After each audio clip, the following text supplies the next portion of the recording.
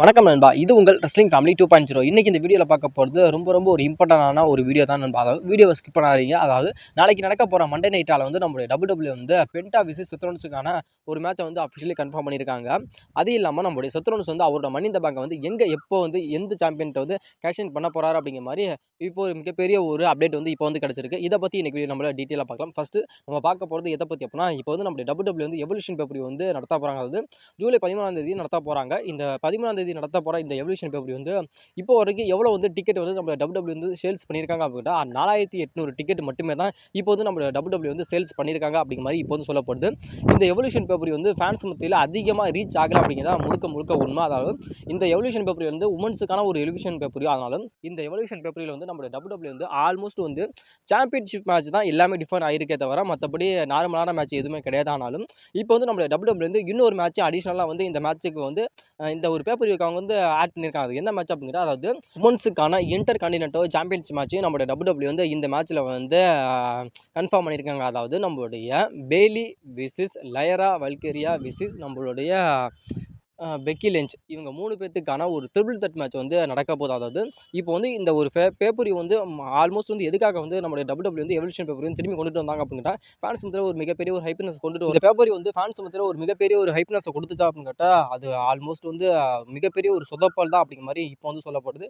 இந்த பேப்பரி வந்து ஆல்மோஸ்ட் வந்து இருக்கிற WWE இருக்கிற ஆல்மோஸ்ட் எல்லா பேப்பரியை விட ஒரு மிகப்பெரிய ஒரு ஒஸ்டான ஒரு பேப்பரியாக வந்து இப்போ வந்து எவல்யூஷன் பேப்பரியும் இருக்குது. அடுத்ததாக பார்க்க போகிறது எதை பற்றி அப்படின்னா, அது வந்து நம்மளுடைய WWE வந்து நம்மளுடைய கோடி ரோட்ஸுக்கும் நம்மளுடைய ராண்டி ஓர்டனுக்குமான ஏகப்பட்ட ஃபியூரின் பேருக்கு ஏகப்பட்ட மேட்சஸ் வந்து நடந்திருக்கு. அதாவது நம்மளுடைய கோடிக்கும் நம்மளுடைய ராண்டி ஓர்டனுக்கும் நடந்த ஆல்மோஸ்ட் எல்லா பேப்பரியும், அதாவது எல்லா பேப்பரியாக இருக்கட்டும் இல்லை எல்லா மேட்சஸ்லையாக இருக்கட்டும், நம்மளுடைய ராண்டி ஓர்டன் தான் எல்லாத்துலேயுமே வின் பண்ணியிருக்காரு.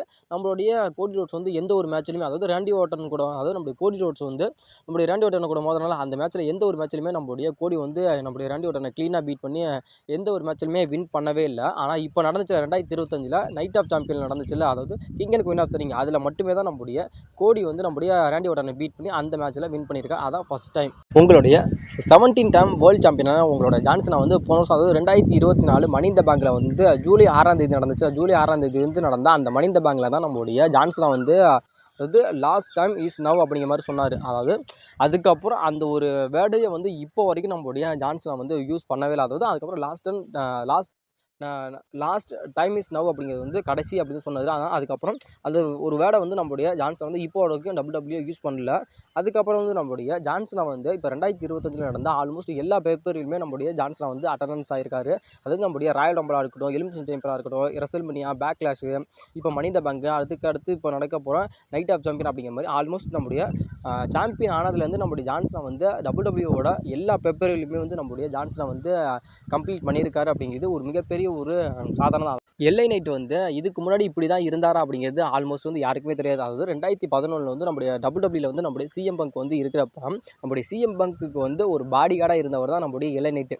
அதே எல்ஐ நைட் வந்து இப்போ வந்து 2025 வந்து நம்மளுடைய எல்ஐ நைட்டும் நம்மளுடைய சிஎம் பங்க்குமே ஃபேஸ் டு ஃபேஸ் வந்து நின்று சந்திக்கிற மாதிரி ஒரு சூழ்நிலை வந்து நம்மளுடைய WWE உருவாக்கிட்டாங்க. அப்படிங்கிறத காலம் எப்படிலாம் சுற்றுது அப்படிங்கிறதுக்கு ஒரு பெஸ்ட்டான எக்ஸாம்பிள் இவங்க 2 பேரையும் சொல்லலாம். அதாவது ஒரு காலத்தில் வந்து நம்மளுடைய சிஎம் பங்குக்கு பாடி கார்டாக இருந்தவர் இப்போ வந்து நம்மளுடைய சிஎம் பங்குடைய ஒரு ஃபியூடு போகிற அளவுக்கு நம்மளுடைய எல்ஐ நைட்டோட ஒரு வளர்ச்சி அப்படிங்கிறது மிகப்பெரிய ஒரு வளர்ச்சி தான். WWE நம்மளுடைய செத்ரோன்ஸுக்கும் நம்மளுடைய பென்டாக்குமான ஒரு தனி ஃபியூடே இருக்குது. ஆனாலும் இப்போ வந்து நம்மளுடைய WWE வந்து ஒரு அஃபிஷியலி இந்த ஒரு மேட்சை வந்து புக் பண்ணியிருக்காங்க. வந்து நாளைக்கு நடக்க போகிற மண்டே நைட்டால் வந்து நம்மளுடைய பென்டா விசஸ் செத்ரோன்ஸுக்கான ஒரு சிங்கிள்ஸ் மேட்ச் வந்து நம்மளோட WWE வந்து இப்போ வந்து கன்ஃபார்ம் பண்ணியிருக்காங்க. அதாவது இவங்க மேட்ச் வந்து பார்க்கறதுக்கு ஒரு இன்ட்ரெஸ்ட்டாக இருக்குமா அப்படின்னு கேட்டால் அது எனக்கு தெரியாது. ஆனாலும் இதுக்கு முன்னாடி இவங்க 2 பேத்துக்கும் மேட்சஸ் நடந்ததும் கிடையாது. அதாவது ஒரு செத்ரோன்ஸும் தனியாக மோதிருக்காரு, நம்மளுடைய பென்டாவும் தனியாக மோதிருக்காரு. தவிர இவங்க 2 பேரும் சிங்கிளாக வந்து மோதனே கிடையாது. இப்போ தான் ஃபஸ்ட் டைம் வந்து இந்த ஒரு மேட்ச் வந்து பண்ணுறாங்க. அதாவது இந்த ஒரு மேட்ச் வந்து ஒரு பேப்பரியில் ஒருத்தான ஒரு மேட்சாக வைக்கலாம். ஆனால் WWE வந்து அதை பண்ணாமல் ஒரு மண்டே நைட் ஆளாக வைக்கிறாங்க. இந்த மேட்ச் வந்து உண்மையிலுமே ஒரு மிகப்பெரிய ஒரு 5 ஸ்டார் ரேட்டிங்கை வந்து கொடுக்கும் அப்படிங்கிற மாதிரி ஆல்மோஸ்ட் வந்து எதிர்பார்க்கப்படுகிறது. நீங்கள் வந்து இந்த மேட்ச், அதாவது பென்டா விசிஸ் நம்மளுடைய செத்ரோன்ஸுக்கான அந்த ஒரு மேட்சை வந்து பார்க்க எவ்வளோ ஆவலாக இருக்கீங்க அப்படிங்கிறது மறக்காமல் சொல்லுங்கள். என்னை பொறுத்த வரைக்கும் இந்த மேட்ச் பார்க்குறதுக்கு நான் ரொம்ப ஆவலாக இருக்கேன் அப்படிங்கிறது நான் சொல்லுவேன். நீங்கள் எத்தனை பேர் ஆவலாக இருக்கீங்க அப்படிங்கிறதையும் மறக்காமல் சொல்லுங்கள் நண்பா. உங்களுடைய செத்ரோன்ஸ் வந்து ஒரு மிகப்பெரிய ஒரு சாதனையை வந்து டபிள்யூடபிள்யூல பண்ணியிருக்காரு அப்படிங்கிற மாதிரி இப்போ வந்து சொல்லப்படுது. அதாவது நம்மளுடைய இப்போ வந்து 2025ஓட மிஸ்டர் மனி இன் த பேங்கோட வின்னர் யார் அப்படிங்கிற அவங்களோட செத் ஃப்ரீக்கிங் ராலன்ஸ் தான். இப்போ நம்மளுடைய செத்ரோன்ஸ் வந்து ஒரு மிகப்பெரிய ஒரு விஷயத்தை வந்து இப்போ பண்ணிட்டு இருக்காரு. அதாவது அவரோட மனி இன் த பேங்கை வந்து யார் பக்கம் எங்கே கேஷின் பண்ணுவார், எந்த பேப்பர்லேயே கேஷின் பண்ணுவார். ஒரு பக்கம் வந்து வேர்ல்டு ஹெவி சாம்பியன் பக்கம் கேஷின் பண்ணுவாராம், இன்னொரு பக்கம் வந்து அன்டிஸ்பியூட் டபிள்யூடபிள்யூ சாம்பியன் மேலே கேஷின் பண்ணுவார். அப்படிங்கிற மாதிரி ஏகப்பட்ட ஒரு குழப்பம் வந்து இப்போ வந்து போய்கிட்டு இருக்கானாலும் நம்முடைய செத்தோன்ஸ் வந்து எந்த பக்கம் தான் கேஷின் பண்ணுவார் அப்படிங்கிறது ஒரு மிகப்பெரிய ஒரு கேள்விக்குறியாக இப்போ போய்கிட்டு இருக்க ஒரு தருவாயில் வந்து இப்போ வந்து நம்முடைய செத்ரோன்ஸ் வந்து இங்கே தான் கேஷின் பண்ணுவார், இந்த பேப்பரில் தான் கேஷின் பண்ணுவார் அப்படிங்கிற மாதிரி வந்து இப்போ வந்து சொல்லப்படாதது. இது சொல்கிறதுக்கான காரணம் என்ன அப்படின்னு கேட்டால், ஃபஸ்ட் நான் என்ன விஷயம்னு நான் சொல்லிடுறாது. இப்போ வந்து டபிள்யூடபிள்யூலேருந்து ஒரு ரெஸ்லர் கூட ஃபியூட் போகிறார் அப்படின்னா ஒருத்தர் கூட ஃபியூட் போடலாம், இல்லை 2 பேர் கூட ஃபியூட் போடலாம். ஆனால் நம்மளுடைய செத்ரோன்ஸ் வந்து அவரோட மனி இன் த பேங்கை வின் பண்ணதுல இருந்து எல்லாத்துக்கூடயுமே ஃபியூட் போய்கிட்டு இருக்காரு.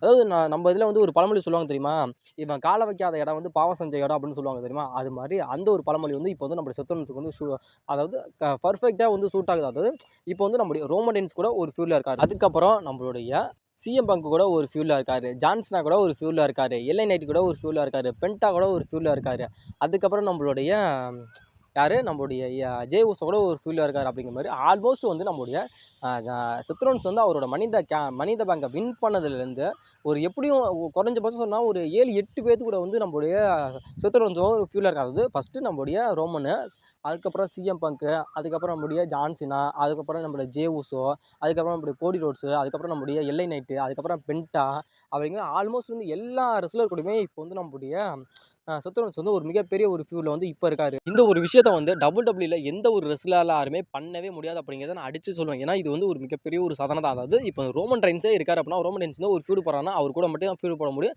இல்லைன்னா இன்னொரு ஃபியூடு போடலாம். ஆனாலும் ஒரே நேரத்தில் 7-8 ரெஸ்லர் கூட ஒரு ஃபியூடு போகிறது அப்படிங்கிறது சாத்தியமானு கேட்டால் என்னை பொறுத்த வரைக்கும் சாத்தியமே கிடையாது.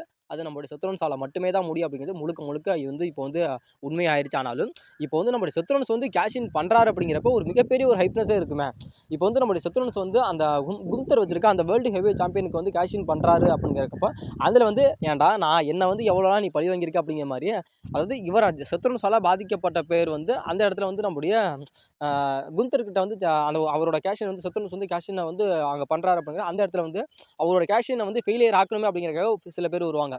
இன்னொரு பக்கம் வந்து நம்ம ஜான்சன் கிட்ட பண்ணுறாருன்னா ஜான்சன் கிட்ட இருக்கப்போ கூட அவங்க பேர் வராது. ஏன்னா ஒருத்தர் கூட ஒரு ஃபியூடு போனால் பரவாயில்லையா, நம்மளுடைய செத்ரோன்ஸ் வந்து எல்லா பக்கமும் ஃபியூடு போயிருக்கனால நம்மளுடைய செத்ரோன்ஸ் வந்து ஒரு கேஷின் பண்ண போகிறாரு அப்படிங்கிறப்ப அந்த கேஷினை வந்து ஃபெயிலியர் பண்ணணுமே அப்படிங்கிறக்காகவும் என்னெல்லாம் நீ எவ்வளோ சித்திரவதை படுத்துக்க, என்ன வந்து நீ எவ்வளோலாம் நீ பழி வாங்கியிருக்க, உன்னை நான் கண்டிப்பாக நான் பழி வாங்கி தீருவேன் அப்படிங்கிறக்காக கூட அவன் கேஷின் செத்ரோன்ஸ் வந்து கேஷின் பண்ண போகிறப்ப அவரோட கேஷினை வந்து ஃபெயிலியர் பண்ணுறதுக்காகவே இத்தனை பேர் வருவாங்களான்னு கேட்டால் கண்டிப்பாக வருவாங்க. நான் அடித்து சொல்லுவேன், கண்டிப்பாக சொல்கிறேன். சரிப்பா நீ அடித்து சொல்லு, நீ அடிக்காமல் சொல்லு, இல்லை என்ன வேணாலும் சொல்லு, சரி எங்களோட செத்ரோன்ஸ் வந்து கேஷின் பண்ணுவாரா பண்ண மாட்டாரா அப்படின்னு கேட்டால் கண்டிப்பாக செத்ரோன்ஸ் வந்து கேஷின் பண்ணுவார். அது எங்கே எப்போ எப்படின்னு கேட்டால், அதாவது நம்மளுடைய செத்ரோன்ஸ் வந்து கேஷின் பண்ணுறாரு அப்படின்னு கேட்டால் அவர் வந்து முழுக்க வேர்ல்டு ஹெவி சாம்பியன் மேலே தான் கேஷின் பண்ணுற மாதிரி தான் இப்போ வந்து போய்கிட்டு இருக்கு. அதான் நான் சொல்லிட்டேன், அதாவது கரண்ட் பிளான் அதுதான். இப்போ நடக்கிற அதாவது நம்முடைய டபிள்யூடபிள்யூட கரண்ட் பிளான் என்ன அப்படின்னா இதுதான். ஏன்னா இப்போ வந்து நம்முடைய செத்ரோன்ஸ் வந்து அவரோட கேஷினை வந்து நம்முடைய ஜான்சனா கிட்ட பண்ண முடியாது.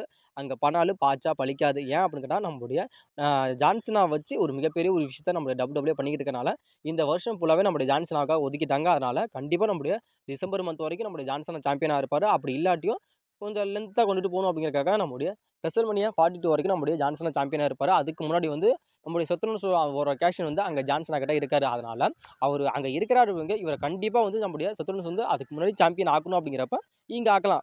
ஆல்மோஸ்ட் வந்து இப்போ ஒரு சொல்லணும் அப்படின்னு கேட்டால், இல்லைப்பா எங்களுக்கு வந்து வேர்ல்டு ஹெவி சாம்பியன் வேணாம், நாங்கள் வந்து அன்டிஸ்பியூட்டட் டபிள்யூடபிள்யூ சாம்பியன் மேலே தான் கேஷின் பண்ணுவோம் அப்படின்னு சொல்லிட்டாங்க அப்படின்னா அதுதான் அப்படிங்கிற மாதிரி பிளானாக டபிள்யூடபிள்யூ வந்து சேஞ்ச் பண்ணிட்டாங்க அப்படின்னு கேட்டால் 2010 கரெக்டாக எனக்கு தெரியல. ஆனால் நம்மளுடைய செத்ரோன்ஸ் வந்து மனி இன் த பேங்கை வந்து இதுக்கு முன்னாடி ஃபஸ்ட் டைமாக வந்து வின் பண்ணியிருக்கப்ப அந்த ரெசல்மனியாவில் வந்து நம்மளுடைய ரோமன் ரெயின்ஸுக்கும் நம்முடைய பிராக் லெஸ்னருக்கும் மேட்ச் நடந்துகிட்டு இருக்கப்ப அந்த நேரத்தில் கடைசி நிமிஷத்தில் போய் நம்மளுடைய செத்ரோன்ஸ் வந்து அவரோட கேஷினை கொண்டுட்டு போய் அந்த மேட்சை வந்து கேஷின் பண்ணி ஒரு ட்ரிபிள் தட்டாக மாற்றி அந்த மேட்ச்சில் வந்து நம்முடைய செத்ரோன்ஸ் வந்து நியூ யூனிவர்சல் சாம்பியன் ஆகிருப்பார்ல, அது மாதிரி எனக்கு வந்து வேர்ல்டு ஹெவி சாம்பியன் வேணாம், எனக்கு வந்து அன்டிஸ்பியூட்டட் டபிள்யூடபிள்யூ சாம்பியன் தான் வேணும் அப்படிங்கிறப்ப நம்முடைய செத்ரோன்ஸ் வந்து காத்திருந்து இந்த வருஷம் நடக்கிற ரெசல்மனியா 42ல வந்து நம்மளுடைய ஜான்சனா கூட வந்து யார் ஆப்பனண்ட்டா மோதுறாங்களோ அவங்க கிட்ட வந்து நம்மளுடைய செத்ரோன்ஸோட அந்த மணி இந்த பேங்கை கொண்டுட்டு போய் அந்த மேட்ச்சில் வந்து கேஷ் இன் பண்ணி ஒரு ட்ரிபிள் த்ரெட் மேட்சாக மாற்றி அந்த மேட்ச்சில் வந்து நம்மளுடைய செத்ரோன்ஸ் வந்து நியூ அன்டிஸ்பியூட்டட் WWE சாம்பியன் ஆகலாம் அப்படிங்கிற மாதிரி கூட ஒரு ஸ்டோரி லைன் பட் இருக்குது. அதாவது எதனால அப்படின்னு கேட்டால், இதுக்கு முன்னாடி நம்மளுடைய செத்ரோன்ஸ் வந்து ஃபஸ்ட் டைம் வந்து மணி இந்த பேங்கை வின் பண்ணப்போ ஒரு ஸ்டோரியை பண்ணார்ல, அந்த ஸ்டோரியை வந்து திரும்பி எடுத்து ரீட்வீட் பண்ணி திரும்பி ஒரு ஹிஸ்ட்ரியை கிரியேட் பண்ணணும் அப்படின்னு கேட்டால், இந்த ஒரு விஷயத்த நம்ம WWE பண்ணுறதுக்கான வாய்ப்புகள் அப்படிங்கிறது ரொம்ப ரொம்ப அதிகமாக இருக்குது. இந்த ஸ்டோரியை பண்ணுறதுக்கான வாய்ப்பு எதுக்குனால இருக்குது அப்படின்னு சொல்கிறேன் அப்படின்னா, அதாவது நம்முடைய செத்ரோன்ஸுக்கு வந்து அன்டிஸ்பியூட்டட் WWE சாம்பியனை தான் கொடுக்கணும் அப்படிங்கிற மாதிரி நினச்சிட்டா, அந்த ஒரு விஷயத்த நம்மளுடைய WWE பண்ணலாம். பண்ணுறதுக்கு வாய்ப்புகள் 100% இருக்குது. அதாவது இந்த பொறுமையாக இருந்து எங்கேயுமே சாம்பியனை வந்து அவரோட கேஷினை வந்து கேஷினை வந்து கொண்டுட்டு போய் கொடுக்காம, கடைசியாக வந்து எனக்கு அன்டிஸ்பியூட்டட் WWE சாம்பியன் தான் வேணும் அப்படிங்கிறப்ப, கண்டிப்பாக எடுக்கிற ஒரு டிசிஷன் என்னன்னா ரெசல்மனியா தான். ரெசல்மனியாவில் வந்து நம்மளுடைய ஜான்சனை வந்து அங்கே வந்து யார் சாம்பியனாக அவர் கூட மோதுறாங்க, ஆப்போனண்ட்டாக மோதுறாங்களோ அவங்க கூட போய் நம்மளுடைய செத்ரோன்ஸ் வந்து கடைசி நிமிஷத்தில் போய் அவரோட மணி இந்த பேங்கை வந்து கேஷ் இன் பண்ணி அன்டிஸ்பியூட்டட் WWE சாம்பியனாக கூட உங்களோட செத்ரோன்ஸ் வந்து ஆகிறதுக்கான வாய்ப்புகள் அப்படிங்கிறது ரொம்ப ரொம்ப அதிகமாகவே இருக்குது. அதாவது உங்களோட விருப்பத்தின்படி உங்களோட செத்ரோன்ஸ் வந்து அன்டிஸ்பியூட்டட் WWE சாம்பியன் ஆனால் நல்லா இருக்கும். அதாவது ரெசல்மனியா வரைக்கும் வெயிட் பண்ணி நம்மளுடைய செத்ரோன்ஸ் வந்து அன்டிஸ்பியூட்டட் WWE சாம்பியன் ஆனால் நல்லா இருக்குமா, இல்லை அதுக்கு முன்னாடி வந்து சாம்பியன் ஆகி தீரணும் அப்படிங்கிறப்ப உங்களோட செத்ரோன்ஸ் வந்து வேர்ல்டு ஹெவி சாம்பியன் ஆனால் நல்லா இருக்கும் அப்படிங்கிற உங்களோட கருத்தை மறக்காமல் கமெண்ட் பண்ணுங்க நண்பர்களே.